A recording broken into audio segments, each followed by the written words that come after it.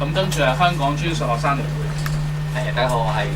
嚟自香港專上學生聯會嘅。咁其實我哋作為學生啦，咁我哋都好關心呢個社會，我哋絕對唔係對於呢個社會漠不關心嘅。咁而睇翻而家嘅情況啦，我哋發覺其實唔可以唔企出嚟啦，因為我哋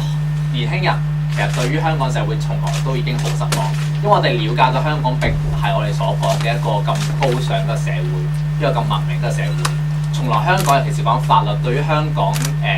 香港法律啦，對於一個人權啦、平等等等一啲價值嘅守護咧，根本上只能講係好落後嘅地方。今次事件啱啱剛才好多位朋友都講咗啦，其實基本上好簡單，就係講緊有一班同樣都係外籍嘅人士，佢哋受到嘅對待同其他人根本唔同，係一個好冇理由、好無理嘅做法。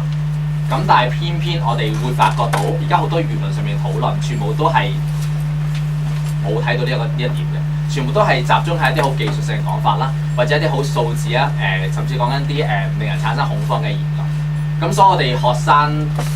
會見到嘅重點就係我哋見到就係現時好多嘅社會上面嘅輿論，其實都係由一啲我哋所講好無良嘅高官或者係好無良嘅一啲政權，佢哋去操控住，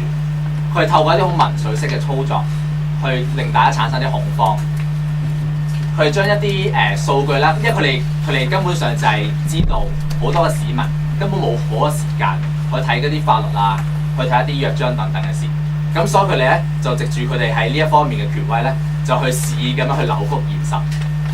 用呢個民粹嘅講法咧，去令到香港人產生一啲恐懼，甚至係一啲族群之間嘅撕裂。佢哋所求嘅只不過係一啲政治上面嘅利益。甚至我哋都唔難見到，已經有一啲人好急不及待要向中共見面，要去提出啲話希望有釋法等等嘅做法。咁我哋其實希望香港嘅市民可以同我哋一樣啦，真係睇清楚現實嘅狀況，唔好俾呢啲咁嘅政棍嘅一啲説話去蒙蔽啦。而我哋都其實坦白講，我哋都會知道嚟緊呢段時間會越嚟越多呢啲咁嘅好荒謬嘅一啲講法出現。咁我哋自己香港如果真係希望下一代或者講緊呢個香港社會係向文明去進發嘅話，咁我哋希望大家可以唔好成為呢一啲咁嘅政棍嘅啲政治工具，去活出自己，去真係將自己香港我哋覺得應該堅守嘅人權、平等等等嘅價值去實踐出嚟。好，咁多謝學聯嘅朋友。